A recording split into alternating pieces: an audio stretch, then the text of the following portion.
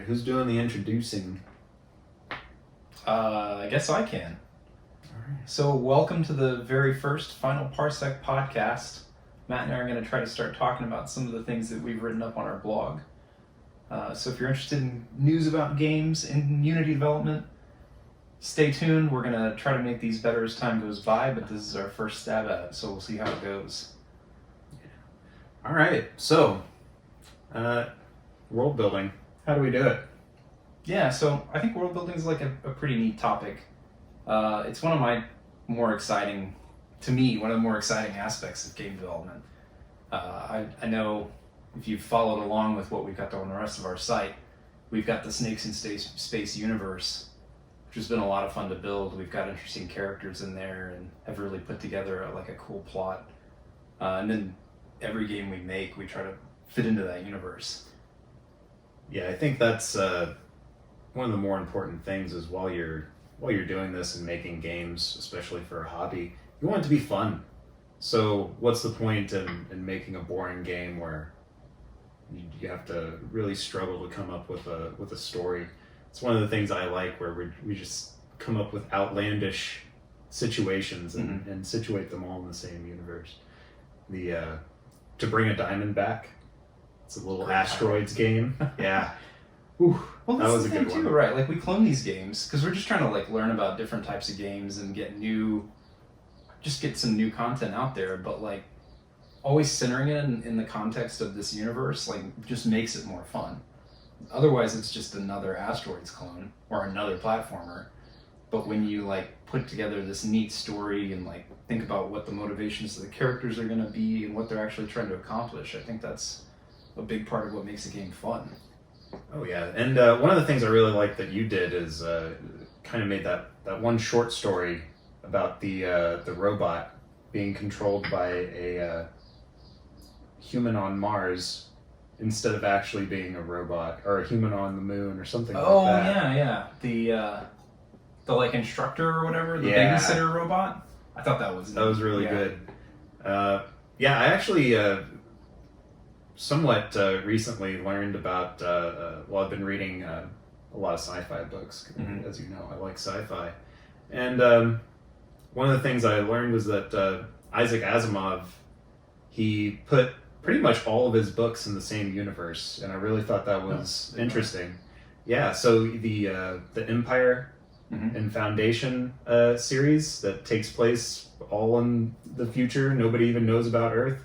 It's in the same universe where iRobot took place. Oh, that's cool. Yeah. So, and that's why you kind of get a little bit of the overlap. It's kind of a little Easter egg.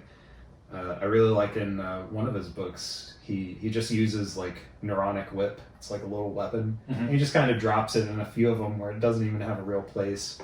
It's like, oh yeah, there it is. Yeah. Well, I think it's that's fun. Those little nuggets really help people stay engaged as they move from one piece to another in a universe, whether it's games or books. I know I'm reading The Hobbit right now, right? And there's one mention of orcs, and that's it. They're not even really part of the plot of The Hobbit, but they play this much bigger role later on. And it's the same kind of thing with what you mentioned in Asimov as well. But I think we do that in Snakes in Space. Yeah, we try. We try to throw little references to a person that was a character in another game that had a much bigger part of the storyline. But you hear that name and you're like, oh, that's still relevant. That's still there. And I think that makes it a lot more fun. Yeah. There's something you have to be careful about though, is making sure that all of that stuff ties together with continuity. You can't just be throwing all that around and not thinking about your timeline and how stuff fits together. And if you've got two people in the same place at the same time, that kind of becomes a fact, and you have to live with that in subsequent stuff.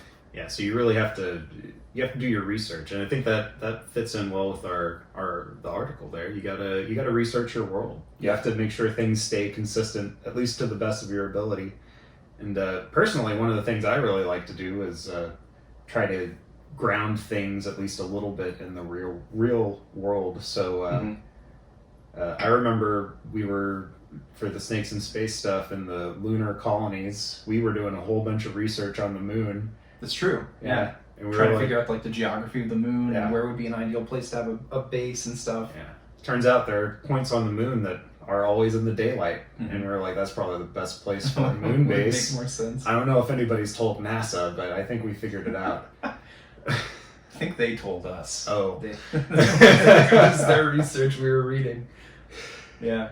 You do have to be careful about that stuff though, right? Because if you don't, you end up like Marvel that makes this like multiverse, which is really just them trying to sidestep 40 years of walking themselves into a corner with continuity problems, right? They're a victim of their massive success. Right. I mean, yeah, at a certain point, it becomes very difficult to just keep producing and staying consistent with all the like the laws of physics that you've put in your world and like how people might have supernatural abilities and how they grew up and all of that. And as soon as if you do get enough works to start to contradict yourself, I think I've seen other people do the same thing where you're just like, oh yeah, it's an alternate reality. But I personally feel like that's a good thing to avoid if you can. Yeah, I agree. That's one of the drawbacks of the Marvel universe is that it's also a little daunting because I know I hear a lot of people, they say that they don't want to get into it just because if I watch this latest Marvel movie, now I have to go, and before I watch it I have to go and watch these 10 other movies. So yeah, I think works of art it's nice to have them be in the same universe and everything, but to also be a standalone, be able to just enjoy that media on its own without having to go back and consume all of the other stuff. Yeah, I think those things are best, right? If it is something that can really work on its own, you want the universe to be a delighter or like an extra thing for the people that are really passionate about it. Like if I'm playing 2 games, then it starts to become more valuable. But I should, like you say, I should be able to jump in and play 1 and have a good storyline and have like an idea of that part of the world that I'm experiencing without needing to know everything. I think that's a lot more approachable. Yeah, I agree. And so to get back to the article, I liked what Jake Medina is the author of the article. Very great guy. I liked what Jake was talking about with embrace the limits. So one of the things is like to kind of build your world around any sort of limitation that maybe you as a developer have, or the machinery that you're working with, things like that. One good example that I actually I like and was thinking of whenever I was reading the article is Chrono Trigger.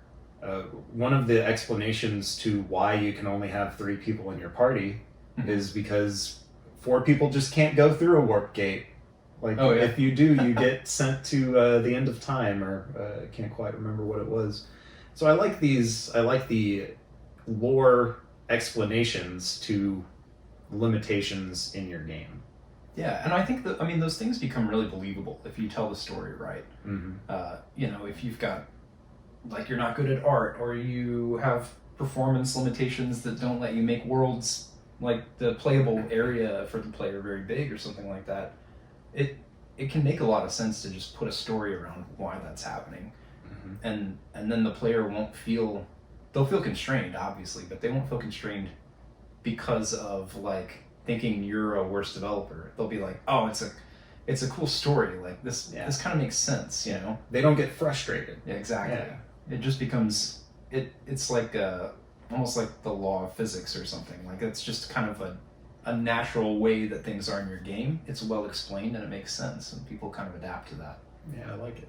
We also have a Venom event game where you're a lunar pioneer, or a kind of like a cloned worker working in the mines in the moon, and it's really just like a platformer where you die all the time. And one of the things I really like is we have the clonomat.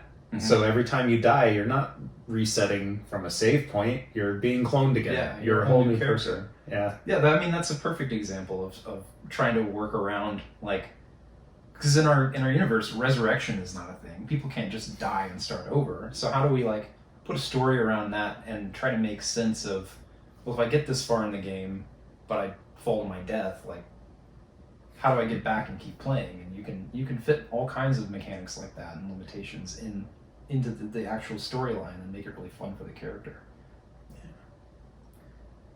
Well, do we have anything else to cover? I think. Do we talk about like borrowing from other works? I think that's a good one too. And I mean, I don't want to encourage plagiarism by any means, but I think it's good to look at other works that people put out and feel free to draw from that. I mean, there's this like wealth of information and good science fiction writers or fantasy writers or whatever genre you're trying to put your game into that you can draw from. There's like, just so much good stuff out there. Find something that inspires you and make it your own.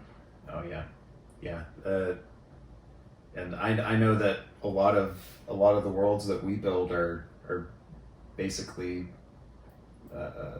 really inspired by dystopian literature that I've read. Yeah, I mean, absolutely. I think because you and me both, like, we love science fiction writers and that genre.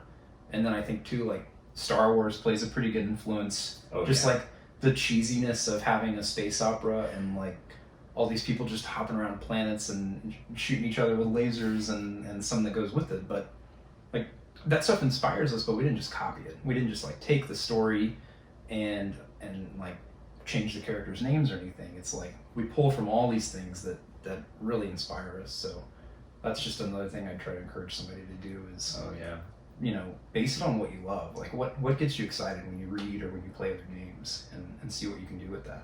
Yeah, I remember whenever we first got started, making games, we came up with a few ideas for games that never actually happened. But one that I really liked was Nintendogs. Oh, that was a funny idea. I liked that. Yeah, so it's really just we wanted to do it because it was a funny pun with Nintendo and dogs, and like there'd be a red healer and a paladin is a husky. So yeah, but it's like an RPG for dogs. Yeah. But that was all from the name Nintendogs, which is an actual game that just kind of like got us going with a pun, and we were like, wouldn't that be fun if you had a dog RPG? Yeah. So yeah, I think you can definitely do those kinds of things and run with it. Yeah. I think that covers it. Is there anything else you were thinking you want to talk about? No, I think I've covered everything I wanted to get to. Cool. Well, if you actually listen to it, thanks for sticking around. We're going to see what we can do to make some more of these, but feel free to give us feedback. And thanks for listening. Cheers.